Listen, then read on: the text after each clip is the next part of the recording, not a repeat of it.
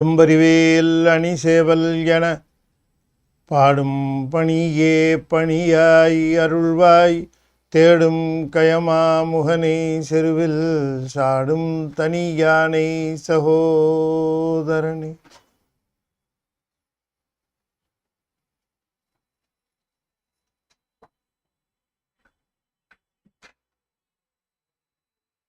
திருச்சிற்றம்பலம்.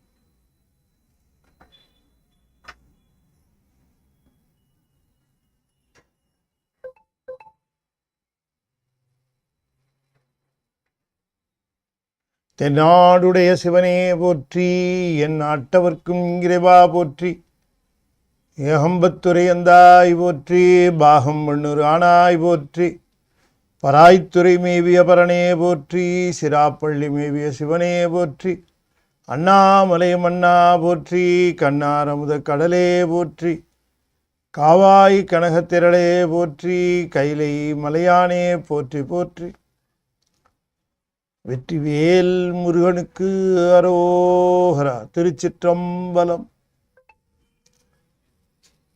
திருச்சிற்றம்பலம்.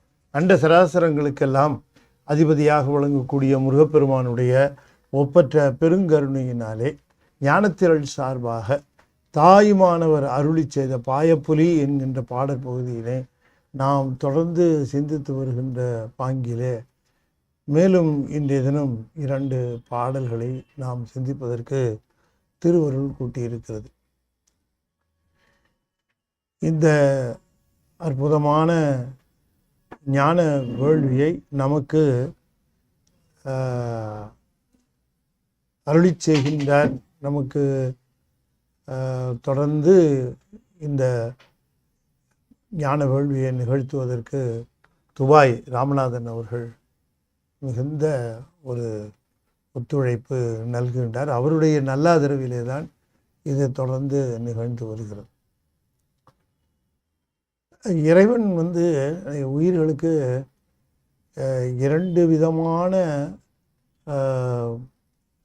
உயிர்களுக்கு என்று சொல்லுவதை காட்டிலும் மானுடர்களுக்கு என்று சொல்லலாம், 2 விதமான கருவிகளை இங்கே நாம் பயன்படுத்தி கொள்ளத்தக்க விதமாக தந்திருக்கிறார்.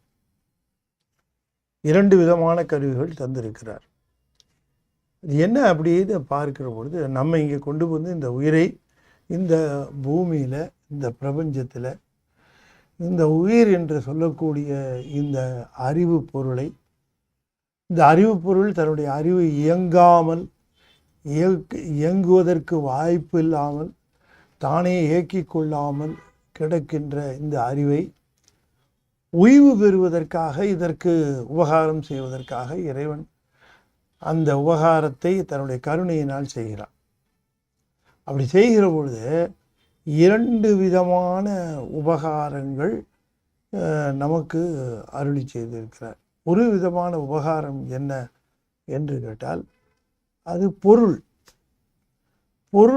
என்று சொல்லக்கூடிய போகங்கள், பொருள் உலகம். இந்த பொருள் உலகத்தை இந்த உயிரானது அனுபவிக்கிறதுக்காக இந்த பொருள் உலகத்தை தந்திருக்கிறார். அப்போ இந்த பொருள் உலகம் என்பது என்ன அப்படின்னு கேட்கிற பொழுது, அந்த பொருள் உலகம் 5 புலன்கள் என்று சொல்லக்கூடிய அடிப்படை உணர்வுகளினாலே சூழப்பெற்றது. பொருள் உலகம் என்பது 5 உணர்வுகள். அது காட்சி, கேட்டல், சுவைத்தல், நுகர்தல் என்று சொல்லக்கூடிய அந்த 5 பொறிகள், 5 விதமான உணர்வுகளில் இந்த பொருள் உலகத்தை அமைத்து தந்திருக்கிறார். ஆகையினாலே இந்த பொருள் உலகம் என்று சொல்லக்கூடியதை தந்து அதற்கு தகுந்த கருவிகளையும் இந்த ஆன்மாவுக்கு, உயிருக்கு தருகிறார். இந்த கருவிகளை பயன்படுத்தி இந்த போகங்களை அது அனுபவித்துக் கொள்ளுகிறது. சரி, எதற்காக தர வேண்டும், எந்த காரணத்திற்காக அதை தரார் அப்படிங்கிறது ஒரு கேள்வி. அது உயிர் விடுதலை பெற்றுக்கொள்வதற்காக, தன்னுடைய பிடியிலிருந்து தான் பிடிபட்டு கொண்டிருக்கக்கூடிய இடத்திலிருந்து அதை விடுபட்டு கொள்ள வேண்டும் என்ற ஒரு கருணையின் காரணமாக அதை தந்திருக்கிறார். அவரே விடுவிக்க முடியாதா என்று கேட்கிற பொழுது அவரே விடுவிக்கின்ற தன்மையில விடுவித்தால் அது திரும்பவும் அது உள்ள போகும். எனவே உயிர் உண்மையை உணர்ந்து தான் இருக்கக்கூடிய சூழ்நிலையை உணர்ந்து, இப்போ உதாரணத்துக்கு சொல்கிறேன் பாருங்க, ஒருத்தர் பையன் நல்ல வசதி உள்ளவர்னு வச்சுக்குவோம். வசதி உள்ளவர், அவருக்கு ஒரு பையன், அவன் இந்த பணத்தை தந்தையிடமிருந்து பெற்று செலவு பண்ணுறான். செலவு அதிகமாக போய் என்ன பண்ணுறான், கடன் வாங்குகிறான். நிறைய இடங்களில் கடனை வாங்கி செலவு பண்ணுறான். இப்போ கடன்காரர்கள்லாம் கேட்குறாங்க, என்கிட்ட வாங்கினார், என்கிட்ட வாங்கினார்.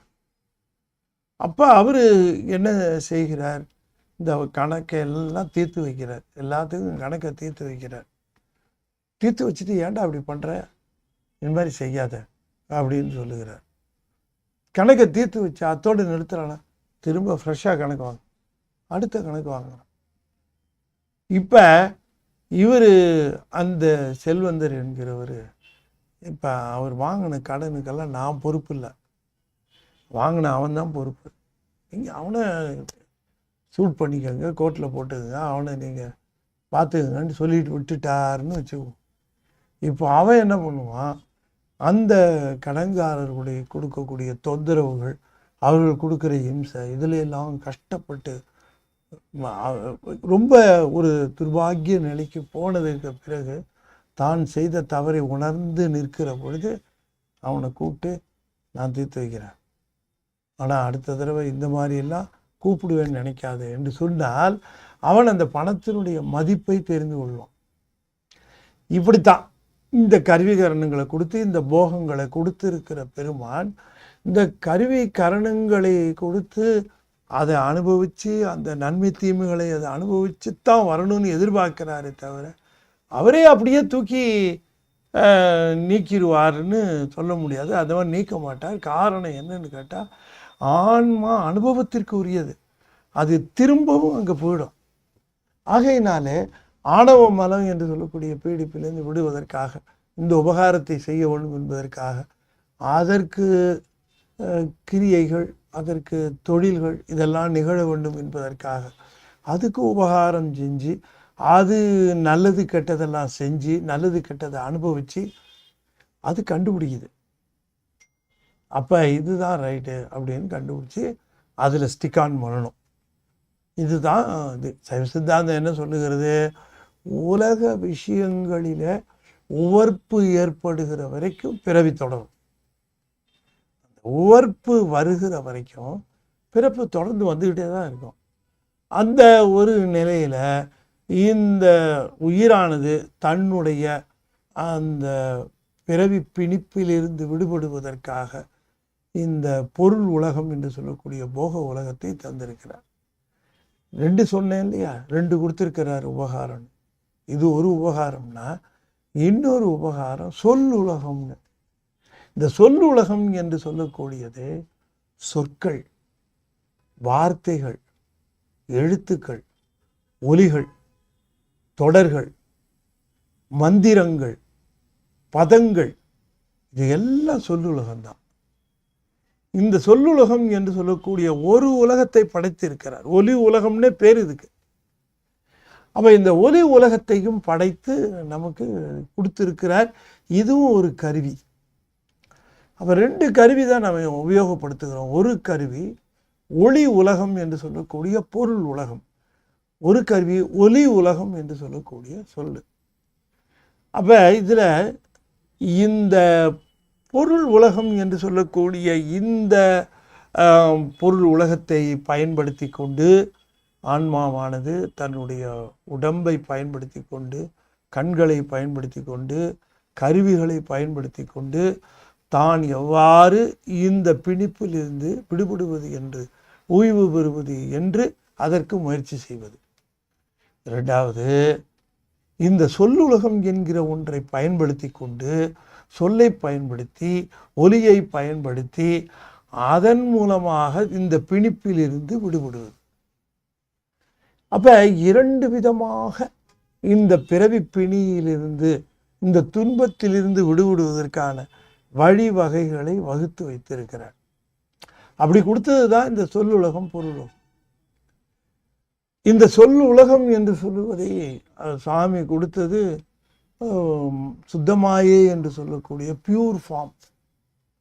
ஆகையினால நாம் பொருளை பயன்படுத்தி, அதாவது கருவிகரணங்களை பயன்படுத்தி, கண்ணை பயன்படுத்தி, காதை பயன்படுத்தி, உடம்பை பயன்படுத்தி என்றெல்லாம் இவற்றையெல்லாம் பயன்படுத்தி நம்முடைய அனுபவத்தை மடைமாற்றி இறைவனை உணர்ந்து நாம் பிறவி பிணிவிலிருந்து விடுபடலாம். இல்லை, ஒலியை மட்டுமே பயன்படுத்தி, வெறும் அந்த ஒலிகள், நாதம், இசை அல்லது பாடல்கள், இதை மட்டுமே பயன்படுத்தி கொண்டு நாம் விடுதி பெற்று விடலாம். இப்போ அந்த காரணம் பற்றி தான் அருளாளர்கள் எல்லாம் ஏன் அவ்வளவு பாடல்களை அருளி செய்ய வேண்டும்? எத்தனை பாடல்களை அருளி செய்கிறார்கள். உதாரணமாக நம்முடைய ஞானசம்பந்த பெருமான் கிட்டத்தட்ட 3000 சொச்சம் பாட்டு, 4000 பாட்டு கிட்டத்தட்ட வந்து 3800 சொச்சம். அப்பர் சுவாமி 3700, சுந்தரர் 1000, நம்முடைய ஸ்ரீமத் பாமன் சுவாமிகள் 6666. ஏன் அப்படின்னு கேட்டால், மிக சுலபமான வழி மலத்திலிருந்து விடுபடுவதற்கு சொல்லு. ரொம்ப பவர்ஃபுல் அண்ட் ஆல்சோ ஃபாஸ்ட். விரைவாகவும் ஆற்றலோடும் செயல்படக்கூடிய ஒரு கருவி இந்த பாட்டு. அதனால தான் பாருங்க, தாய்மானவரும் பாடல்களாக அருளி செய்கிறார். வள்ளற் பெருமான் பாடல்களாக அருளி செய்கிறார். அருணகிரிநாதர் அற்புதமாக பாடல்கள், திருப்புகழ், திரு அந்தாதி, கந்தர் அந்தாதி, கந்தர் அலங்காரம், கந்தர் அனுபூதி, திரு வகுப்பு, விருத்தம், இதெல்லாம் ஏன் இவ்வளவு அருளி செய்கிறார்கள்? ஒன்று. இப்போ நாம் இந்த அருளாளர்கள் பாடல்கள் எல்லாமே ட்ரிகர் பண்ணும். இவை எல்லாமே தூண்டும். அந்த தூண்டுதல் என்று சொல்லக்கூடியது இது ரொம்ப வலிமை ஜாஸ்தி.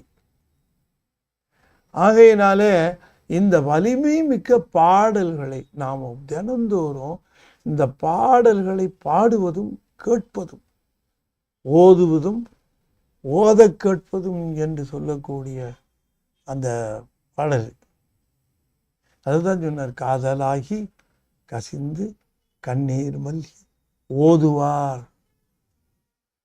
அதை சொன்னார்.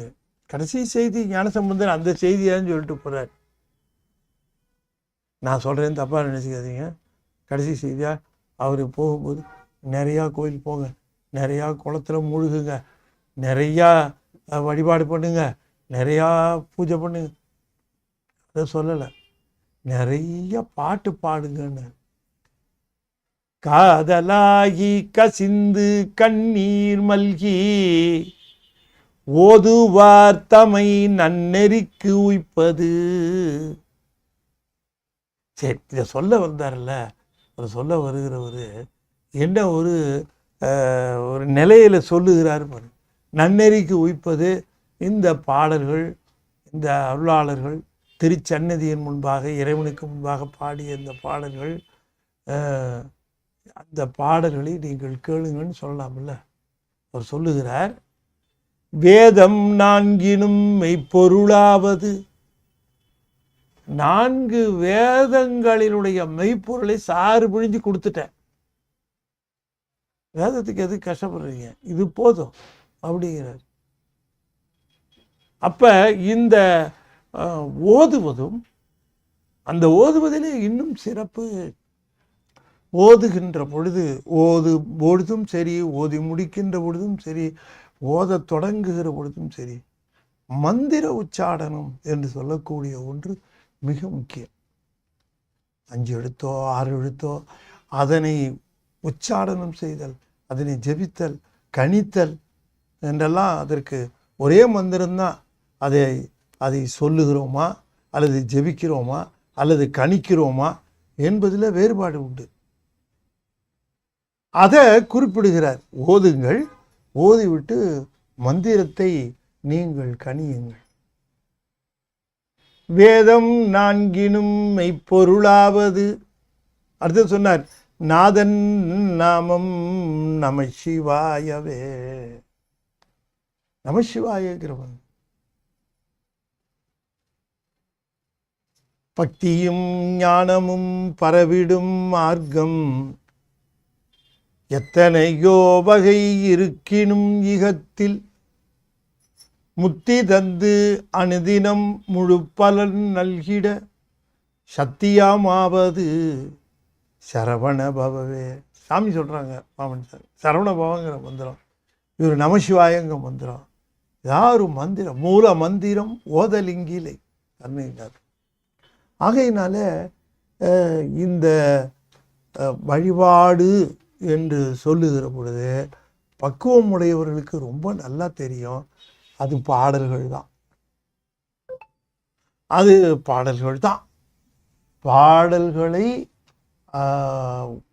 உள்ளமுருகி அன்போடு நினைந்து ஓதுகிற பொழுது அந்த பாடல்கள் நம்மை எப்படி டிரான்ஸ்ஃபார்ம் பண்ணுது, நம்முடைய அறிவை எவ்வாறு அது மாற்றுகிறது என்பதை அருளாளர்கள் அறிந்து வைத்து நிரம்ப பாடல்களை அருளி செய்திருக்கிறார்கள். அப்போ ஆன்மாவை ஆங்கிலத்தில் சொல்கிறதுன்னா சோல் இஸ் வெரி மூடி. அது அதுக்குன்னு ஒரு மூடு இருக்கும். அதுக்கே தெரியாது அது என்ன அந்த மூடு. அப்போ இந்த பாடல்கள் எது அதுக்கு அந்த மூடுக்கு சூட் ஆகும்னு அதுக்கு தெரியாது. அதுக்கு தான் அந்த எல்லா ஆன்மாக்களினுடைய அந்த நிலைக்கு தகுந்தவாறு பாடல்களை அருளாளர்கள் அருளி செய்கின்றார்கள். ஆகையினாலே நாம் ஒவ்வொரு நாளும் அருளாளர் பாடல்களில் தான் நம்ம நேரத்தை நாம் செலவு செய்யணும். அப்படி தாயுமானவர் அருளி செய்கிற பாடல்கள் அவ்வளவு உள்ளத்தை உருக்குவதாகவும் எண்ணத்தை பெருக்குவதாகவும் இருக்கும். இன்னும் சொல்ல போகிற பொழுதே நாம் என்னத்துக்கு சாமிகிட்ட சொல்லணும்னு நினைக்கிறோமோ அதை அவங்க பாடல் வடிவில் ரொம்ப அற்புதமாக அழகாக சொல்லியிருப்பாங்க. அதை நம்ம வார்த்தைகளை தேடி அலையணும். ஆனால் அவங்க அந்த அருள் சொற்களை அதை நமக்கு உபகாரமாக கொடுத்துருப்பாங்க. அந்த வார்த்தைகளை பயன்படுத்தித்தான் நாம் பேசணும். அதை சொல்லுகிறார் தாயுமானவர் ரொம்ப அற்புதமாக இந்த பாடலில் சொல்லுகிறார். அல்லும் பகலும் உனக்கே அபயம் அபயம் என்று, அல்லும் பகலும் உனக்கே அபயம் அபயம் என்று சொல்லும் சொல் இன்னம் தெரிந்ததென்றோ, துதிப்பார்கள் மனம் கல்லும் கரைக்கும் மௌனா, உனது கருணை என்பால் செல்லும் பொழுதல்லவோ, செல்லுவேன் அந்த சிற்சுகத்தே. மனக்கல்லும் கரைக்கும் மௌனா எப்ப துதிப்பார்கள். இந்த துதிப்பாடல்களை பாடுகிறவர்கள் மனம் கல் போல கரைந்து விடும். இறுகி போய் கிடக்கின்ற மனதை கரைப்பதற்கும் இளகுவதற்கும் செய்யக்கூடிய சாதனம் துதி. துதி என்று சொன்னால் பாடல்களாலே துதித்தல். இதுதான் துதி என்று சொல்லுவது. உயர்ந்த அருளாளர்கள் பாடல்களை நாம் துதிக்கின்ற பொழுது இந்த நெஞ்ச கனகல்லும் என்று சொன்னார்லவா, அந்த மனக்கல்லும் கரைக்கும் என்று சொல்லுகிறார். மௌனகுரு வடிவமாக வந்த சிவமே. ஏன்னா தாய்மானவருக்கு அருள் செய்தவர் மௌனகுரு. அந்த மௌனகுருவாக வந்தவர் சிவன்தான். குருநாதரை சிவமாகத்தான் கருத வேண்டும். குருநாதரை சிவமாகவே கருதுகின்ற சிவமாகவே பாவித்தல் அல்ல, பாவித்தல் பாவனை கிடையாது, சிவமாகவே கருதி உணரணும். பாவனை வேறு, உணர்வு வேறு. இப்போ நம்ம வந்து படம் வச்சிருக்கிறோம், சிலை வச்சிருக்கிறோம். அப்போ நாம் வந்து அங்கே பூஜை பண்ணுகிற பொழுதே நாம் அங்கே இறைவன் இருப்பதாக பாவனை பண்ணுவதாக சொல்லுவார்கள். இறைவன் இருக்கிறாருங்க, சாமி அங்கே இருக்கிறார் அப்படின்னு பாவனை இல்லை. அது தொடக்கத்துக்கு வேணால் சரியாக வரும், ஆனால் போக போக உணர்வே வரணும். அதை பார்த்தாலே சாமி உணர்வானது பெருகும். அது அடுத்த நிலை. பாவனை என்பது ஒரு தொடக்க நிலையை தவிர அது பயன் தராது. அது வந்து அது எப்படி பயன் தரும்? உணர்வு தான் பயன் தரும். எனவே பாவனை என்பது உணர்வு நிலைக்கு போயிடணும். இந்த உணர்வு நிலைக்கு, பாவனையை உணர்வு நிலைக்கு கொண்டு போவது தான் துதிப்பாடல்கள். துதிப்பாடல்கள் இல்லாமல் வேறு எல்லாத்தையும் பண்ணிக்கிட்டே இருந்தோம்னா அது பாவனையோடைய நின்றுடும். பாவனையோடைய நின்று போவதை உணர்வு நிலைக்கு அதை ஒசத்தணும், அதை கொண்டு போகணும் அப்படின்னு சொன்னால் அந்த பாவனை உணர்வு நிலைக்கு போவதற்கான சிறந்த சாதனம் துதிப்பாடல். இப்போ தேவாரத்தை பாடுகிற பொழுதோ, திருவாசகத்தை பாடுகிற பொழுதோ, இல்லை பாமன் சுவாமியுடைய பாடல்களை பாடுகிற பொழுதோ அந்த உணர்வினாலே என்ன ஆகும்? மனக்கல்லும் கரைக்கும். மௌனா உனது கருணை என்பால் செல்லும் பொழுதல்லவோ செல்லுவேன் அந்த சிற்சுகத்தே, அல்லும் பகலும் உனக்கே அபயம் அபயம் என்று சொல்லும் சொல் இன்னம் தெரிந்தது அன்றோ. நிறைய விஷயங்களை சாமிகிட்ட நாம் போய் சொல்லுகிற போது சொல்லிலேயே நின்றுடுவது. எல்லாம் சொல்ல அளவில் நிற்கும், அது சொல்லுவோம். ஆனால் அது உணர்வு நிலைக்கு போகணும். சாமி நீ தான் என்னை பார்த்துக்கணும், நான் தான் உனக்கு அபயம் அப்படின்னு சொல்லிட்டு செய்கிறதெல்லாம் வந்து நம்ம இஷ்டத்துக்கு நாம் செய்து கொண்டு இருந்தால் இப்போ அங்கே சொன்னதுக்கும் இங்கே செய்கிறதுக்கும் என்ன தொடர்பு இருக்க முடியும்? இருக்காது இல்லையா? அப்போ சொல்லுகிற சொல், அந்த சொல் என்று சொல்லக்கூடிய சொல்லும், அந்த சொல்லுகிற சொல்லும் இருக்கிறதே, அது சொல்லளவிலேயே நிற்காமல் இன்னும் தெரிந்ததன்றோ துதிப்பார்கள் மனக்கல்லும் கரைக்கும். அபயம் அபயம் அபயம், அபயம்னா அடைக்கலாம், அடைக்கலம் அடைக்கலாம், உங்களுக்கு அடைக்கலாம் என்று சாமிகிட்ட நம்ம சொல்லணும். சாமி நான் உன்கிட்ட சரண்டர், நான் கம்ப்ளீட்டாக சரண்டர் ஆகியிருக்கேன், கம்ப்ளீட்டாக சரண்டர் ஆகியிருக்கேன். அப்படி சரண்டர் ஆகிற பொழுது உனக்கே அபயம்னு நான் சொன்ன சொல் இன்னும் தெரிந்தது அன்றோ அப்படின்னு கேட்டால் அதுக்கு உரை எழுதுகிற பொழுது இன்னும் காதில் விழலையா அப்படின்னு கேட்கிறதுக்காக பொருள் எழுதுவார்கள். ஆனால் அதுக்கு என்ன அதுன்னு கேட்டால், சாமி அந்த சொல் இன்னும் செயலளவிலே என்னிடம் இருப்பது உனக்கு தெரிந்தது தானே என்று. இன்னும் தெரிந்தது, நான் சொல்லு மட்டும் இல்லை, என்னுடைய நடவடிக்கை என்னுடைய செயல் எல்லாமே உனக்கு அபயமாகத்தானே நான் செய்கின்றேன். அப்படி என்று அந்த துதிக்கின்றவர்கள் தெரிந்தது அன்றோ, இது உனக்கு தெரிஞ்சது தானே. துதிக்கின்றவர்களுடைய மனம் கல்லும் கரையும் கல்லும் போல இருக்கின்ற மனமானது கனிந்து கரைகின்ற நிலையில கருணை பாலிக்கின்ற பெருமானே, உனது கருணை என்பால் செல்லும் பொழுதல்லவோ செல்லுவேன் ஆனந்த சிற்சுகத்தே. எனவே ஆனந்தம் என்பது ஆனந்த வடிவாக இருக்கிற உன்னை அடைந்தால்தான் கிடைக்குமே தவிர வேறு எந்த பொருளிலும் ஆனந்தம் கிடைப்பதற்கான வாய்ப்பு இல்லை. ஏன் என்று சொன்னால், இந்த உலகத்தில் நாம் எதை ஆனந்தம் என்று மகிழ்வு என்று கருதுகிறோமோ அதற்கு மறுபக்கம் உண்டு. அது எப்பொழுதுமே அதற்கு துன்பம் என்கிற மறுபக்கத்தோடு தான் இன்பம் இங்கே அச்சிடப்படுகிறது. எனவே இங்கே எப்படி இது எப்படின்னு கேட்டிங்கன்னா, நல்ல தெளிவாக இந்த உலகத்தினுடைய அமைப்பு முறை பார்க்கலாம். அமைப்பு முறை எப்படி இருக்கும் அப்படின்னு கேட்டால், இரவு பகல், பகல் இரவு. ஏன் இப்படி மாறி மாறி இருக்கணும்? ஒரே பகலாகவே இருந்திருக்கலாம், ஒரே இரவாகவே இருந்திருக்கலாம். இல்லை, இரவு இருக்குது, திரும்ப பகல் வருது, திரும்ப இரவு இருக்குது, திரும்ப பகல், மாறி மாறி வருகிறது. இந்த இருமையின் நிலை என்பதுதான் இந்த உலகத்தினுடைய நிலை. இங்கே எல்லாமே இருமையாக இருக்கும். மேடு இருக்கும், பள்ளம் இருக்கும், நட்பு இருக்கும், பகை இருக்கும், உறவு இருக்கும், பிரிவு இருக்கும். எல்லாமே இரண்டாகத்தான் இருக்கும். எங்கே உறவு இருக்கிறதோ அங்கே பிரிவு இருக்கும், எங்கே பகை இருக்கிறதோ அங்கே ஒரு நட்பு இருக்கும். யாரிடம் ஒருத்தரிடம் பகை கொண்டிருந்தால் ஒருத்தரிடம் நட்பு கொண்டிருப்போம். அதை ரொம்ப அருணகிரிநாதன் சொல்லுவார்.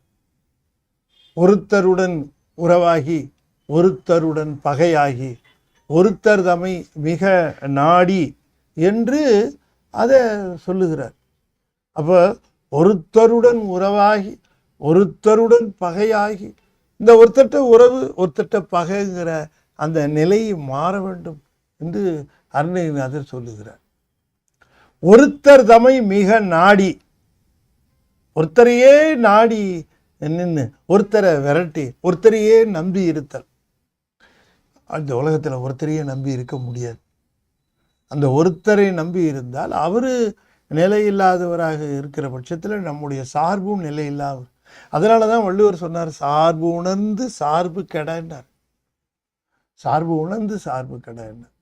ஆகையினாலே இந்த உலகம் இருமை உலகம்ங்கிறதுக்கு இயற்கையாகவே மேடும் பள்ளமும் உறவும் பகையும், அது மட்டுமல்லாமல் இரவும் பகலுமாக இந்த உலகம் அவனது அமைக்கப்பட்டிருக்கிறது என்பதை சாமிகள் சொல்லுகிறார்.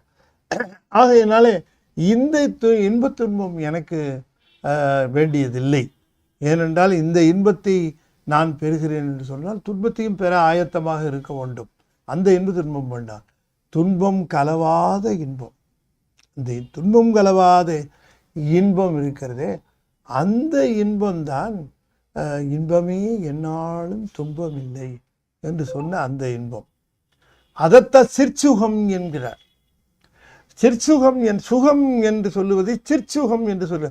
சிறு என்று சொன்னால் சித்து, சித்து என்றால் ஞானத்தினால் வருகின்ற சுகம், ஞானத்தினால் வருகின்ற சுகம் என்று சொல்லக்கூடிய அந்த சுகம். அதனால் அதுக்கு ஞானானந்தம் என்று பெயர். இந்த ஞானானந்தத்திற்கு எப்பொழுது போவேன் என்று சொன்னால், உன்னுடைய திருவருள் கெட்டினால்தான் போவேன். உன்னுடைய திருவருள் என்பது கருணை. எனவே திருவருள் என்றாலும் கருணை என்றாலும் திருவடி என்றாலும் உமை என்றால் எல்லாம் ஒரே பொருள் தான்.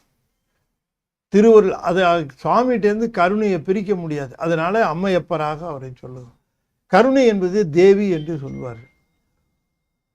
மௌனா உனது கருணை என்பால் செல்லும் பொழுது, உன்னுடைய கருணை என்பால் செல்லும் பொழுது நான் அந்த சிற்சுகத்துக்கு செல்லுவேன். அப்போ திருவருள் கிட்டினால்தான் ஆனந்தம் கிட்டும். திருவருள் கிட்டாமல் ஆனந்தம் கிட்டாது. அல்லும் பகலும் உனக்கே அபயம் அபயம் என்று சொல்லும் சொல்லில் இன்னம் தெரிந்ததன்றோ. பெருமானே, அல்லும் பகலும் என்று சொன்னால் இரவு பகலாக, அதுக்கு என்ன பொருள் அப்படின்னு கேட்டால், நினைப்பு மறப்பு இல்லாமல். அல்லும் பகலும் என்று சொன்னால் நினைப்பு மறப்பு அல்ல. அதை சொல்லுவார், இராப்பகலற்ற இடத்தே இருக்கை எளிதல்லவே அப்படின்றார். அது எளிதல்ல. நினைத்தல் என்பது மறத்தலின் பின் வருவது. ஆகையினாலே நினைப்பு என்று சொல்லக்கூடிய ஒன்றே கிடையாது. ஏன்னா மறப்பு ஒன்று என்றே கிடையாது இல்லையா? மறதி இருந்தால் தான் நினைப்பு. அதே நினைப்பா இருந்தா, அதே ஒரு நினைவாக இருந்தால். இன்றனக் கருளி இருள் கடிந்து உள்ளத்து எழுகிற ஞாயிறே போன்று நின்றனின் தன்மை நினைப்பற நினைந்தேன். நினைப்பற நினைந்தேன் அப்படின்னு மணிவாசகர் சொல்லுகிறார். நினைப்பும் மறப்பும் அற நினைந்தேன் என்று சொல்லுகிறார். என்னைக்கு சாமி நீங்கள் திருப்பெருந்துறையில் வந்து என்னை ஆட்கொண்டீர்களோ அன்னையிலிருந்து உங்களை நான் மறந்ததே இல்லை, நினைத்து கொண்டே இருக்கிறேன் என்று குறிப்பிடுகிறார். எனவே அந்த மாதிரியான ஒரு அபயம்தான் சாமி எதிர்பார்க்கிற அபயம். சாமி என்ன எதிர்பார்க்கிறார் அப்படின்னு கேட்டால், வந்தவனை நம்மளை 10ல் 11 வச்சிருக்கிறானா, இல்லை எல்லாத்தையும் பார்த்துட்டு அவரையும் பார்த்துட்டு. சில பேர் எல்லா சாமியும் கும்பிட்டு வைப்போமே, ஏன் இந்த வம்பு, எல்லா சாமியும் கும்பிட்டா ஏதாவது ஒரு சாமி உபகாரம் பண்ணாதா அப்படின்னு நினைப்பில் அதை செய்கிறவர்கள்லாம் உண்டு. ஆனால் அப்படி அல்லாமல் உனக்கே அந்த ஏகாரம், உனக்கே உன்னை தவிர வேறு யாரிடமும் இல்லாமல் உனக்கே ஏகாரம் பெருநிலை, உனக்கே அபயம் அபயம் என்று சொல்லும் சொல் இன்னும் தெரிந்ததென்றோ. பெருமானே, நான் சொல் மட்டும் அல்ல, செயலளவிலும் உனக்கு அபயம் அபயம் என்று சொல்லி கொண்டிருக்கிறேனே, உன்னுடைய கருணை எனக்கு வர வேண்டாமா? உன்னுடைய கருணை என்று சொல்லக்கூடிய திருவருள் இருந்தால்தானே அந்த ஆனந்த சிற்சுகத்தை, அந்த சிற்சுகம் என்று சொல்லக்கூடிய ஞானானந்தத்தை நான் அனுபவிக்க முடியும் என்று குறிப்பிடுகிறார். எனவே நாம் பெருமானிடம் சென்று அடைக்கலமாக நம்மை ஒப்புவித்தல் என்று சொல்லுவது, என்னுடைய அன்றே என் ஆவியும் உடலும் உடைமையும் எல்லாம் குன்றே அணையா என்னை ஆட்கொண்ட போதே கொண்டிலையோ என்று கேட்கிறார் மணிவாசகர். ஆகையினால இந்த சரண்டர் என்று சொல்லுவது என்ன அப்படின்னு கேட்குற பொழுது, கம்ப்ளீட் சரண்டர் தான் சரண்டர், பார்ஷியல் சரண்டர் கிடையாது. கொஞ்சம் சரண்டர் ஆகிறது, அப்புறம் இல்லை, அப்படி கிடையாது. சரண்டர்னா ஃபுல் சரண்டர், முழுமையாக தன்னை அர்ப்பணித்து விடுதல். முழுமையாக தன்னை அர்ப்பணித்த பிறகு நன்றே செய்வாய் பிழை செய்வாய் இல்லையா? அப்போ ஏதாவது ஒரு தப்பு வந்துருச்சு, ஒரு ராங் வந்துருச்சு அப்படின்னு சொன்னால், ஐயோ தப்பு வந்துருச்சே, நம்ம சாமிக்கு வலிமை இருக்கோ இல்லையோ தெரியலையே, நம்ம போட்டு இந்த சாமியவே கும்பிட்டுட்ருக்குறோம், வேறு சாமியெல்லாம் சொன்னாங்க அப்படின்னு அந்த டவுட் இருக்கு இல்லையா, அது வரக்கூடாது. நன்றே செய்வாய் பிழை செய்வாய், நல்லது வந்தாலும் சரி கெட்டது வந்தாலும் நீ கொடுக்க தான் எனக்கு வந்திருக்குன்ற தெரிந்து கொண்டு உணர்தல். இது சாமி தான் கொடுத்துருக்கார், சாமி கொடுத்துருக்கிறதை ஏற்றுக்கொள்வேன், இதை சரி செய்வது அவருடைய வேலை என்று இருத்தல். இதுதான் அபயம். உனக்கே அபயம் அபயம் என்று அல்லும் பகலும், அல்லும் பகலும்ங்கிறதுக்கு ஒரு பொருள் சொன்னேன் இல்லையா, இன்னொரு பொருள் நல்லது கெட்டது, நன்மை தீமை, எல்லா நன்மைகளிலும் தீமைகளிலும் உனக்கே அபயம் என்று இருத்தல். அப்படி சொல்லி தானே நான் செயலளவில் இருக்கிறேன், பெருமானே தேவரீர் எனக்கு கருணை புரிய வேண்டும் என்று கேட்கிறார். இனி அடுத்த பாடலில் ரொம்ப அற்புதமாக சாமி சொல்லுகிறார். எல்லாம் சிவன் செயல் என்று அறிந்தால் அவன் இன்னருளே அல்லால் புகலிடம் வேறும் உண்டோ. எல்லாம் சிவன் செயல் என்று அறிந்தால் அவன் இன்னருளே அல்லால் புகலிடம் வேறும் உண்டோ. நெஞ்சமே அதுவே நிலையால் நில்லாய் உன்னால் தமியேற்கு கதிகுண்டு இந்நீள் நிலத்தில் பொல்லா மயக்கத்தில் ஆழ்ந்து ஆவது என்ன புகழ். நெஞ்சமே புகழ், நெஞ்சமே வாழ்ந்து ஆவது என்ன புகழ். நெஞ்சமே என்ன புகழ், நெஞ்சமே சிவன் இன்னருளே புகழ். நெஞ்சமே புகழ், புகழ்னா ரெண்டு பொருள். புகழ் என்று சொல்லுவதற்கு சொல்லுகன்னு ஒரு அர்த்தம், புகழ்வாயாக. சொல்லுகிறதுக்கு தமிழில் நிறைய சொற்கள் இருக்கு. புகழுக, நவிலுக, சொல்லுக, கூறுக, இயம்புக, மொழிக, நவில்க, பறைந்து சொல்லுக, எல்லாம் இப்படி இருக்கு. பல வார்த்தைகளுக்கு, எல்லா வார்த்தைகளுக்கும் அதுக்கு உரிய இடம் இருக்கு. அந்தந்த இடத்துல அதை பயன்படுத்தி கொள்ளுதல் இல்லையா? கூறுபடுத்தி சொன்னால் கூறுதல், ஏதாவது சொல்லணுமேன்னு சொன்னால் சொல்லுதல், அழுத்தம் திருத்தமாக சொல்லுதல்னா எம்புதல், கொஞ்சம் இனிமையாக சொல்லுதல்னா மொழிதல், கொஞ்சம் விளக்கி சொல்லுதல்னா விளம்புதல்.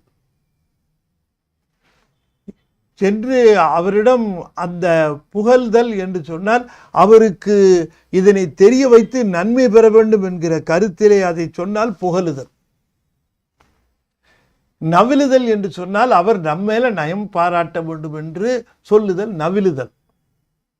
இப்படியெல்லாம் தமிழ் வார்த்தைகள் நிறைய இருக்கு. இங்க சொல்லுகிறார் அல்லால் புகலிடம், ரெண்டு அர்த்தத்திலையும் அந்த ஒரு சொல்லையே பயன்படுத்திட்டார். புகழ் இடம் வேறும் உண்டோ புகழ் நெஞ்சமே, புகலிடம் வேறும் உண்டோ புகழ் நெஞ்சமே அப்படின்னு கேட்கிறார். புகலிடம்னா அடைக்கலம் புகுகின்ற இடம்னு அர்த்தம். புகழ் என்று சொன்னால் சொல்லுவாயாக நெஞ்சமே, நீ எனக்கு சொல்லு அப்படின்னு அர்த்தம். எல்லாம் சிவன் செயல் என்றறிந்தால் அன்றி எல்லாம் சிவன் செயல் என்று அறிந்து, எல்லாம் சிவன் செயல் என்று அறிந்து கொள்ள வேண்டும். இந்த உலக இயக்கம், இந்த உடல் இயக்கம், இந்த உலக இயக்கம் பொது, உடல் இயக்கம் அது யூனிக்கு.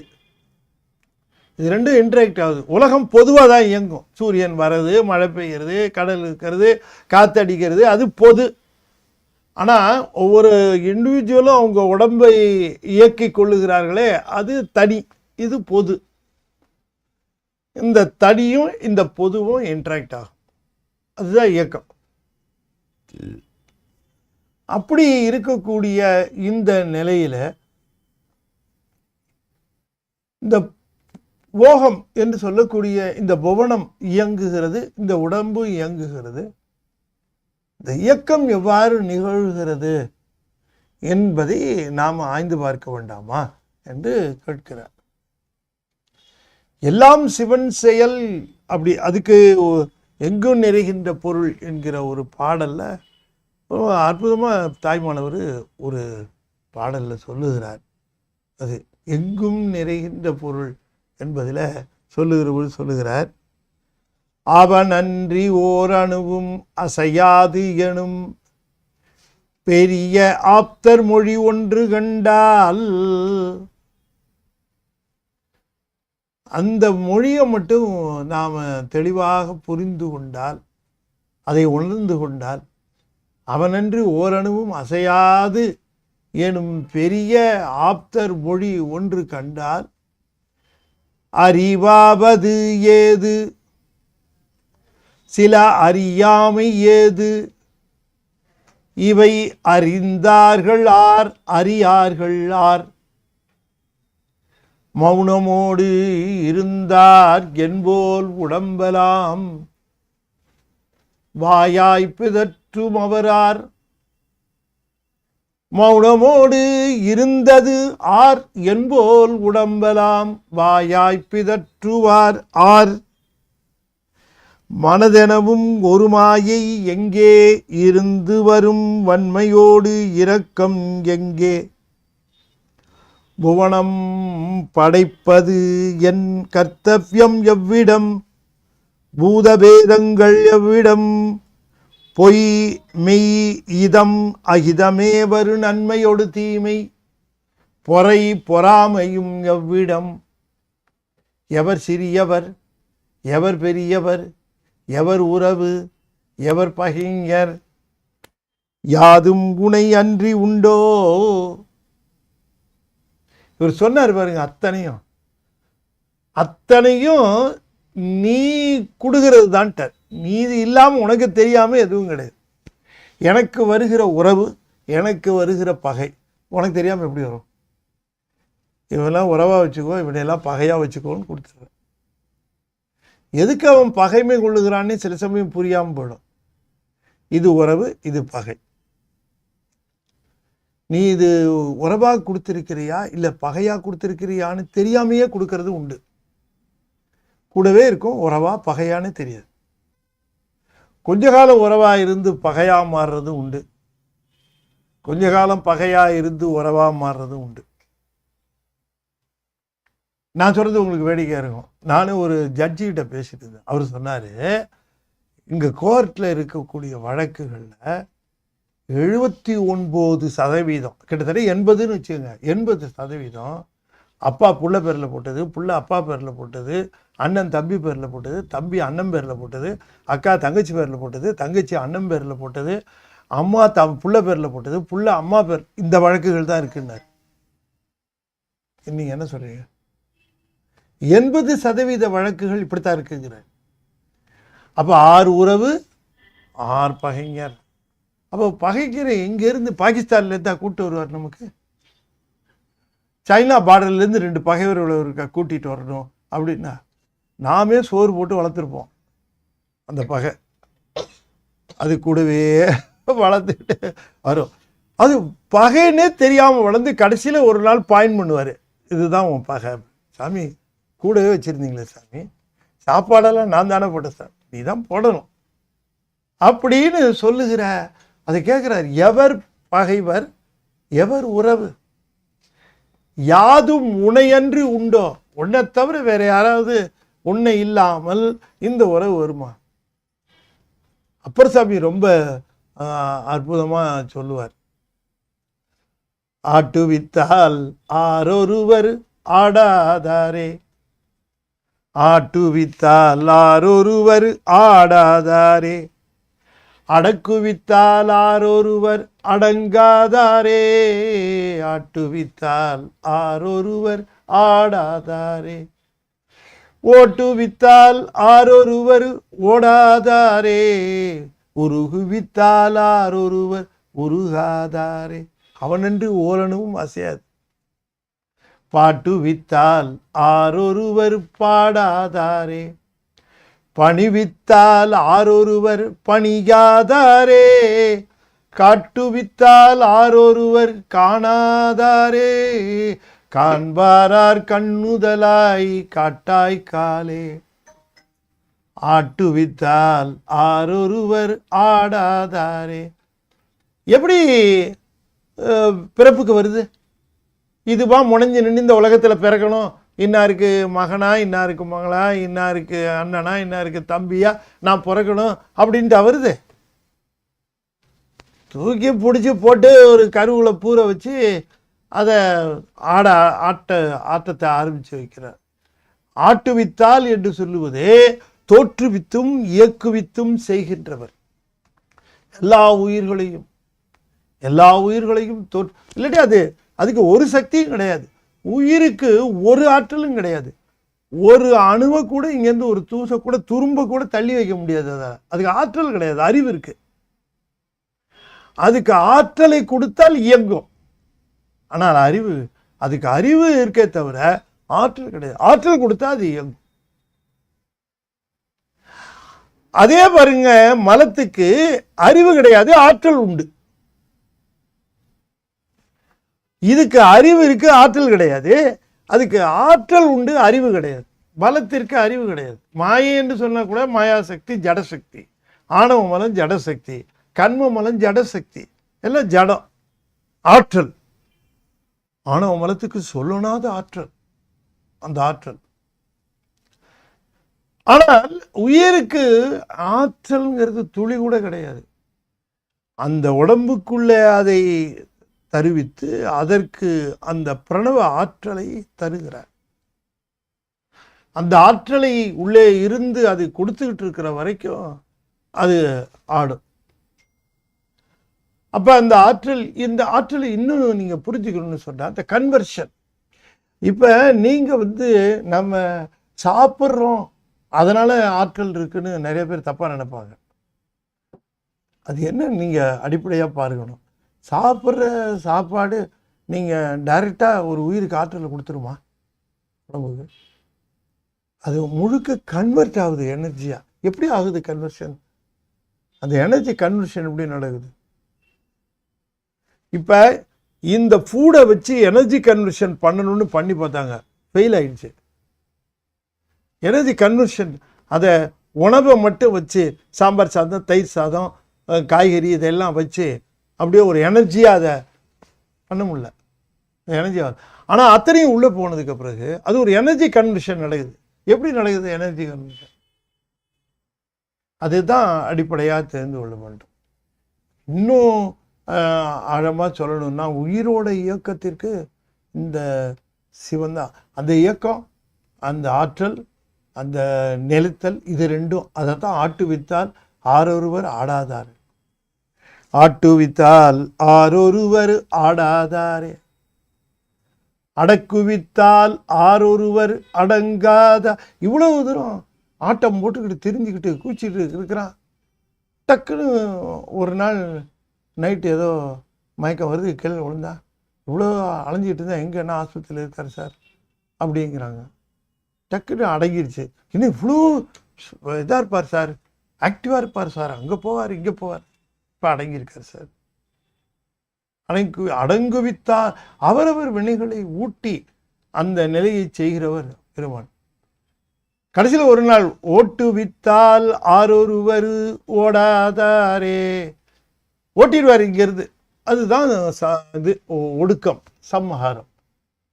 நான் போக மாட்டேன் சார், என்ன நீங்கள் எப்படி என்ன வர சொல்கிறது, அப்புறம் போக சொல்கிறது, நான் இங்கேயே தான் இருப்பேன் சொல்லி தான் பார்க்குறது தானே. இங்கேயே என்கிட்ட நிறைய பணம் இருக்குது சார், எவ்வளோ சம்பாதிச்சு வச்சுருக்கேன், அதில் ஒரு 10% நான் செலவு பண்ணிட்டு போகிறேன் சார், ஒரு 20% செலவு பண்ணுறதுக்காவது நான் இருக்கிறேன் சார், என்கிட்ட கிட்டத்தட்ட 2000 கோடி இருக்குது, ஒரு 10% 20% செலவு பண்ணிவிட்டு அதுக்கப்புறம் நான் போகிறேன்னா, ஓட்டு வித்தால் ஆரொருவர் ஓடாதாரே. அடுத்தது இது சொன்னார் பாருங்க, அந்த படைத்தல், காத்தல், ஒடுக்குதல் சொன்னார். அடுத்தது உருகுவித்தால், அந்த உள்ளத்தை உருக்கும் வண்ணமாக அதற்கு அருள்நிலையை செய்கிறவர் யார் என்று கேட்டால் சிவன்தான். அந்த உருகுவித்தால் ஆரொருவர் உருகாதாரே, தன்னை நினைய தருவானைன்னாரு. சிவபெருமானை நினைக்கிறோன்னா சிவபெருமான் தன்னை நினைக்க தரணும். இந்தாடா நினைச்சுக்கோ அப்படின்னு தன்னை தராமல் நாம் நினைக்க முடியாது. இல்லை நீ பிரபஞ்சத்தையே நினச்சிக்கிட்டுருன்னு விட்டாருன்னா பிரபஞ்சத்தையே தான் நினச்சிக்கிட்டு இருப்பான். தன்னை நினைய தருவானைன்னாரு நம்பி ஆண்டார். நம்பி அதை அந்த உயிரினுடைய பக்குவத்திற்கு தகுந்தாற் போலத்தான் அதுக்கு அவைலபிலிட்டி, அதுக்கு அந்த உயிர் பக்குவம் பெறும்னு தோணுச்சுன்னா அதுக்கு உயர்ந்த விஷயங்களையும் உயர்ந்தவர்களையும் அதுக்கு அறிமுகப்படுத்தி அந்த சூழ்நிலையில் கொண்டு போய் அதை வைப்பார், தள்ளுவார். ஒருத்தருக்கு இப்போ அதுக்கு அறிமுகமாகிருக்கு. இப்போ பலருக்கு பெரிய சில அருளாளர்கள் அறிமுகமாகறாங்க, சில பேர் அறிமுகமாகிறது இல்லை. என்ன காரணம் என்று கேட்டால், அவர்கள் இப்போ நம்ம சிவன் கோயில் போகிறவங்க அத்தனை பேருக்கு தேவாரம் தெரியுமா? அத்தனை பேருக்கு திருவாசகம் தெரியுமா? அத்தனை பேருக்கு நால்வர் தெரியுமா? சிவன் கோயில் போயிட்டு வரவங்களுக்கு திருஞான சம்பந்தம் கேட்டால் யார் வரும்னு கேட்குறான், திருஞான சம்பந்தம். அப்போ அது என்னன்னு கேட்டிங்கன்னா, அந்த அருளாளர்களை பற்றியோ அல்லது அவரை பற்றியோ தெரிந்து கொள்வதற்கு கூட அந்த பக்குவம் உயிருக்கு இருக்கான்னு பார்த்து தான் அதை காட்டுவாரே தவிர காட்ட மாட்டார். இல்லாட்டி வேற உலகத்தை தான் காட்டுவார். காட்டுவித்தால் ஆரொருவர் காணாதார என்ன, அவர் காட்டினால் அந்த அதனால தான் பாட்டு வித்தால் ஆரொருவர் பாடாதார என்னாரு. அவர் தருவார், இந்தா இது சாதனம், இதை பயன்படுத்திக்கோ என்று தருவார். ஆகவே காட்டுவித்தல், காட்டுதல் இல்லை, நல்ல கவனமாக கேட்கணும். காட்டுதல் இல்லை, காட்டுவித்தல், பணிவித்தல், உருகுவித்தல், அடக்குவித்தல், இந்த பிறவினையாத்தான் அதை சொல்வார். ஏன்னா சாமி என்னைக்கு எதையும் செய்ய மாட்டார். அவர் எதுவுமே தான் நின்று செஞ்சாருன்னு எதுவும் கிடையாது. சங்கல்பம் பண்ணுவார், தானா நடக்கும், அது அவ்வளோதான். இதெல்லாம் சங்கல்பம் தான். அந்த சங்கல்பம் என்று சொல்லக்கூடிய நிலையில அத்தனையும் செய்ய வல்லமை உடையவருங்கிறதுனால அதை தன்வினையில சொல்லாம பிறவினையிலேயே சொல்லியிருக்கார் சார். காட்டுவித்தால் ஆரொருவர் காணாதாரே அப்படின்னு கேட்டா, தன்னை காட்டுவித்தால் அவங்க பார்ப்பாங்க, இல்லைன்னா பார்க்க முடியாது. சாமி எங்க இருக்குன்னு கேட்பாங்க. அப்படி அவர்கள் காண முடியாமல் போனதற்கு காரணம் அவர் காட்டவில்லை. காண்பாரார் கண்ணுதலாய் காட்டாக்காலே. காட்டாமல் போனால் பார்க்க முடியாது. நான் எவ்வளவு தூரம் சொன்னாலும் கேட்க மாட்டாங்க. நமக்கு ரொம்ப வேண்டியவங்களாக இருப்பாங்க, நம்மக்கிட்ட ரொம்ப நெருக்கமாக இருப்பாங்க. ஆனாலும் நாம் எவ்வளோ சொன்னாலும் கேட்க மாட்டாங்க. ஏன்னா காட்டில் என்ன அவர் நம்ம காக்காவாக கத்திய பிரயோஜனம் இல்லை. காட்டுவித்தால் ஆரொருவர் காணாதார். அப்போ எல்லாம் அவருடைய அருளிலே நடக்கிறது. அவனன்றி ஓரணுவும் செய்வதில்லை. இதைத்தான் அந்த பாட்டை சொல்லுகிறார். எல்லாம் சிவன் செயல் என்று அறிந்தால். அப்போ நமக்கு இந்த உடல் இயக்கமாக இருக்கட்டும், உலக இயக்கமாக இருக்கட்டும், இதுக்கு எல்லாமே ஆற்றல் என்று சொல்லக்கூடிய ஒன்றை தந்திருக்கிறவர் பெருமான் தான். ஒரு பெரிய ஆற்றல். சரி, அந்த ஆற்றல் மிகப்பெரிய ஆற்றல். அது சித்து உடைய ஆற்றலா அல்லது அசித்தான ஆற்றலா அப்படின்னு பார்க்கணும். அது அந்த சித்து என்று சொல்லுகிற பொழுது அது ஞான நிலையிலே இருக்கக்கூடிய ஆற்றல். ஞான நிலை. ஏன்னா இந்த ஆற்றல் சிஸ்டமேட்டிக்காக நடக்குது. இந்த ஒரு முறைப்படி நிகழ்கிற இந்த இயற்கை முறைப்படி நிகழ வேண்டிய அவசியம் இல்லை. முறைப்படி நிகழ்கிறதுனா காரு ஒழுங்கா ஓடிச்சுன்னா என்னங்க அர்த்தம்? காரு கண்ணாமண்ணான்னு ஓட்டி கொண்டு போய் எங்கே மோதறான்னு வச்சு என்ன சொல்லுவான்? என்ன அறிவிட்ட டிரைவர் ஓட்டிருக்கான் போல, டிரைவருக்கு அறிவு இல்லையாமா. அடுத்த கேள்வி அறிவு தான். அப்போ அறிவுடையவன் செலுத்துவது ஒரு முறையோடு இருக்கும். இந்த உலகம் முறையோடு இருக்கா இல்லையா? சூரியன் எழுவதும், நிலவு தேய்வது வளர்வதும், காற்று அடிப்பதும், சிஸ்டமேட்டிக்காக கடலில் இருக்கிற தண்ணி மேகமாகி மழை பொழியறதும், இதெல்லாம் சிஸ்டமேட்டிக்காக நடந்துக்கிட்டு தானே இருக்கு. இந்த சிஸ்டமேட்டிக்காக நடக்கிறது இயற்கைன்னு எப்படி சொல்லலாம்? முறையாக நடக்கிறதுன்னு சொல்ல முடியாது. இது ஒரு அறிவுடையவனுடைய இயக்கத்தில் முறையாக நடக்கிறது. ஆகையினாலே எல்லாம் திருவருளால் நடக்கிறதுன்னு தெரிஞ்சு போகிற பொழுது அந்த திருவருளையே நாம் பற்றி கொள்ள வேண்டுமே தவிர மற்ற விஷயங்களை பற்றக்கூடாது என்று சொல்லுகிறார். எல்லாம் சிவன் செயல் என்று அறிந்தால் அவன் இன்னருளே அல்லால் புகலிடம் வேறுமுண்டோ. எனவே நான் அடைக்கலம் புகுகின்றேன் என்று சொல்லுகிறது அவனுடைய இனிமையான அந்த திருவருளையே புகலிடமாக சென்று விடுது. அவனுடைய திருவருள் இருக்கிறது அல்லவா, இன்னருள், இனிமை பயக்கக்கூடிய அருள். அவன் இன்னருளே அல்லால் அவனுடைய திருவருளை தவிர புகலிடம் வேறும் உண்டோ. அப்ப புகலிடம் நமக்கு அந்த இன்னருள், அதில் பெருமானுடைய திருவருளையே புகலிடமாக கொண்டு நாம் செல்ல வேண்டுமே தவிர வேறு ஒன்றையும் நாம் புகலிடமாக கருதக்கூடாது என்று சொல்லுகிறார். நாம் இப்போ நான் தப்பாக சொல்லலை, உலக இயற்கை அப்படி தானே இருக்குது.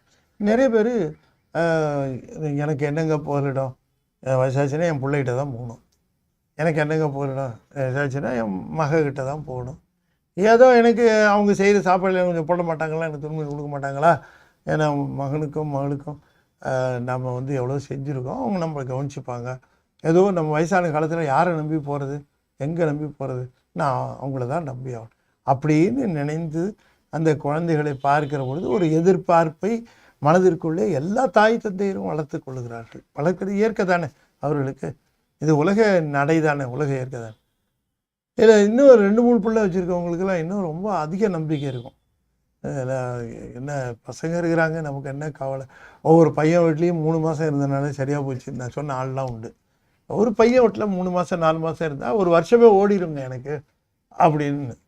ஆனால் 3 மாதம் வச்சுக்கணுமே, அது சிக்கல் அங்கெல்லாம் ஆரம்பிக்குது. அது பார்த்தீங்கன்னு சொன்னால் அப்போ கொஞ்சம் கொஞ்சமாக கலரு சேஞ்ச் ஆகிட்டே இருக்கும். இந்த கிளைமேட் எப்படி சேஞ்ச் ஆகுதோ அது மாதிரி வாழ்க்கையில் சூழ்நிலை மாறிக்கிட்டே இருக்கும். அதை நீங்கள் ஸ்டாட்டிக்காக வைக்கவே முடியாது. ஒரு போன மாதம் இருந்த சூழ்நிலை வேறையாக இருக்கும், இந்த மாதம் இருந்த சூழ்நிலை வேறையாக இருக்கும், அடுத்த மாதம் இன்னும் சூழ்நிலை வேறு மாதிரி இருக்கும். இப்படியே கிளைமேட்டிக் சேஞ்சிங் மாதிரி வாழ்க்கையினுடைய சூழ்நிலை வித்தியாசமாக போய்கொண்டு இருக்கும். இந்த மாதிரி வித்தியாசமாக போய்கொண்டு இருக்கிற பொழுது நான் ஆரம்பத்திலே சொன்னேன், சோல் இஸ் மூடி. ஆன்மாக்கள் அவை வந்து தன் நிலைப்பட்டவை, அந்த மூடி டைப்பு. அது ஒரு சமயம் ரொம்ப தயாள குணத்தோடு இருக்கும், ஒரு சமயம் இறக்க குணத்தோடு இருக்கும், ஒரு சமயம் வந்து உலோபத்தன்மையில் இருக்கும். அது எப்படின்னு சொல்ல முடியாது. அது அந்த மூடை பொறுத்தது. அதுக்கு அந்த ஆன்மாவுக்கு, இந்த ஆன்மாவினுடைய பக்குவத்திற்கு தகுந்த மாதிரி இருக்கும் அது. அப்போ நம்ம எல்லா ஆன்மாக்களோட ஒவ்வொருத்தருடைய மூடும் ஒவ்வொரு விதத்தில் ஒரு விதமாக மாறும். ஒரு சமயத்தில் ரொம்ப இம்பார்ட்டண்ட்டாக தெரிஞ்சவங்க ஒரு சமயத்தில் ரொம்ப வேண்டப்படாதவர்களாக போயிடுவாங்க. ஒரு சமயத்தில் நமக்கு ரொம்ப சுகம் அளித்தவர்கள் நமக்கு சுமையாக போயிடுவாங்க. இதெல்லாம் சேஞ்ச் ஆகும், கிளைமேட் சேஞ்ச் ஆகிட்டே இருக்கு. இப்போ இந்த சூழ்நிலையில் யாரை நம்புறதுன்னா சிவத்தை தான் நம்பணும். அதைத்தான் சொல்கிறேன். எல்லாருக்கும் செய்ய, எல்லாருக்கும் பண்ணு, ஆனால் யாரையும் நம்பாத. என்னைக்கு வேணா இது நம்மகிட்டருந்து காட்டும். ஆனால் சிவம், நீ தான்ப்பா எனக்கு என்னைக்கு தான் உன்னை நான் நம்பி இருக்கிறேன், நீ என்னை பார்த்துக்க என்று இருக்கணும். எல்லாம் சிவன் செயல் என்றறிந்தால் அவன் இன்னருளே அல்லால் புகலிடம் வேறு உண்டோ, வேறும் உண்டோன்ற வேறு இருக்கா? எனவே என்ன சொல்லுகிறார், நெஞ்சமே அதுவே நிலையாய் நில்லாய், நீ அதிலேயே நிலைத்து நில்லுக, அதிலேயே நிலைத்து நில்லுக. ஆமாம், உன்னை ரொம்ப கவனிக்கிறான் உன் பிள்ளைங்கிறதுனால ரொம்ப மயங்கிறாத. வீட்டை எழுதி வாங்கிறதுக்காக இருக்கலாம், எதுக்குன்னு சொல்ல முடியாது.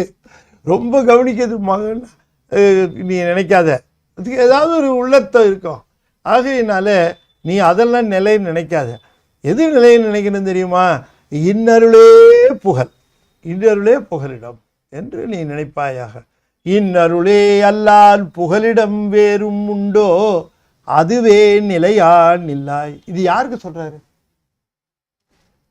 நல்ல கவனம் பாருங்க, நம்மளை பார்த்து சொல்லலை. நெஞ்சமே தன்னுடைய நெஞ்சை பார்த்து சொல்லுவார். அவர் நெஞ்சை பார்த்து சொல்லுகிறதுக்கு என்ன அவசியம் இருக்குது? அது நம்மளை பார்த்து சொல்கிறது தான். அது நம்மளை பார்த்து சொன்னால் வருத்தப்படுவோம். சாமி நம்மளை இப்படி திட்டுறாரு அப்படின்னு நினச்சி வருத்தப்படுவோம். அதனால் அருளாளர்கள்லாம் என்ன பண்ணுவாங்க, நெஞ்சமே அப்படின்னு நெஞ்சத்தை பார்த்து சொல்லுவதாக சொல்லுவார்கள். புகலிடம் வேறும் உண்டோ, அதுவே நிலையா நில்லாயே. நெஞ்சமே உன்னால் தமிழேற்கு கதி உண்டு. நெஞ்சமே நீ மட்டும் என்கிட்ட கோஆப்ரேட் பண்ணேன்னு வச்சுக்க, நீ நானும் ஒன்றா சேர்ந்து கோஆப்ரேஷனோடு இருந்தோன்னு வச்சுக்க, கதி உண்டு. இங்கே கதி உண்டு. நீ என்றைக்குமே என் கூட ஒத்துழைக்கிறதே கிடையாது. நான் தெற்க இழுத்தா நீ வடக்க போவ, நான் மேற்க கூப்பிட்டா நீ கிழக்க போவ. நெஞ்சே நீ மட்டும் என் கூட ஒத்துழைத்தால் உன்னால் தமிழேற்குன்னார், துணையில்லாமல் இருக்கிற எனக்கு கதி உண்டு. இந்நீள் நிலத்தில் பொல்லா மயக்கத்தில் ஆழ்ந்து, இந்த நீண்ட பரந்த இந்த உலகத்தில் எல்லாமே மயங்குகிற நிலையில தான் இருக்கு. மால் என்று சொல்லக்கூடிய மயக்கம் தரக்கூடியதாக இருக்கிறது.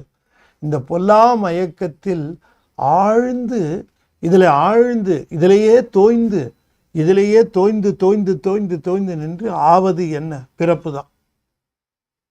திரும்பவும் நீ வந்து இதில் அவருக்கு ரொம்ப இன்ட்ரெஸ்டாக இருக்குது, அவரை திரும்ப கூப்பிட்டு வரலாம் அப்படின்னு கூப்பிட்டு வருவாங்க. அவர் ரொம்ப விரும்புகிறாருப்பா. அதைத்தான் சொன்னார் மணிவாசகர். பாரோடு விண்ணாய் பரந்த எம்பரனே பற்று நான் மற்றிலேன் கண்டாய், சீரோடு புலிவாய் சிவபுரத்தரசே திருப்பெருந்துறையுடைய சிவனே. உலகம் ரொம்ப பிடிக்குது, ரொம்ப வேணுங்கிறவனே இங்கே வச்சுக்கப்பா, அது அவங்க இஷ்டம். எனக்கு தான் வேண்டாங்கிறனே, என்ன உங்ககிட்ட கூப்பிட்டுக்கப்பா அப்படின்னு சொல்லுகிறார். அதனால் அந்த உலக விருப்பமா சிவ விருப்பமா, சாய்ஸ் இஸ் அவர்ஸ். நம்ம வந்து we cannot sail on 2 boats. ஒரே நேரத்தில் 2 போட்டில் சவாரி பண்ண முடியாது. ஏதாவது ஒரு போட்டு தான். பிரபஞ்சங்கிற போட்டில் பயணித்து கொண்டிருக்கலாம், இல்லை சிவபெருமானுடைய கருணை என்று சொல்லக்கூடிய திருவருள் போட்டில் பயணிக்கலாம். அதைத்தான் சொல்லுகிறார். நம்ம எதை நீ பிடிச்சிருக்கிறேங்கிறத பொறுத்து, நீ அதைத்தான் பிடிச்சிக்கிறன்னா பிடிச்சிக்கோ. அதுக்கு வர லாப நஷ்டம், நன்மை தீமைகள், பிறப்பு இறப்பு எல்லாமே வந்துட்டு இதில் நீ பயணிக்க ஆரம்பித்து விட்டாய் என்று சொன்னால் உனக்கு இருக்கக்கூடிய ஆனந்த நிலை, அருள் நிலை, தோய்கிற நிலை எல்லாமே மாறிப்போகும். எனவே இதுதான் இங்கே ஆழ்ந்து ஆவது. இங்கே வேற இன்னும் கிடைக்காது. புகழ் நெஞ்சமே, சொல்லு சொல்லு, என்ன உனக்கு என்ன நன்மை கிடைச்சதுன்னு சொல்லு. நான் என்னைக்கு பிறப்பு எடுக்க ஆரம்பிச்சோன்னா அன்னையிலேருந்து கூட இருக்கிற ஆள் நீ தான். இந்த உடம்பு இல்லை, உடம்பு மாறிக்கிட்டே இருக்கும், ஆனால் மனசு மாறாது. சூட்சம் உடம்பு மாறுறதில்லை. பிறப்பு என்னைக்கு அதை ஆணவ மலத்திலேருந்து லிஃப்ட் பண்ணி அதுக்கு உடம்பு கொடுக்கணும்னு சாமி கலாதி தத்துவத்தில் சூக்கும சரீரம் காரண சரீரமும் கொடுத்துட்டாரோ அன்னையிலேருந்து அந்த சூக்கும சரீரத்தோடையே தான் இருக்குது. அதிலேருந்து தான் காரண சரீரம் காரிய சரீரங்கள் வருது.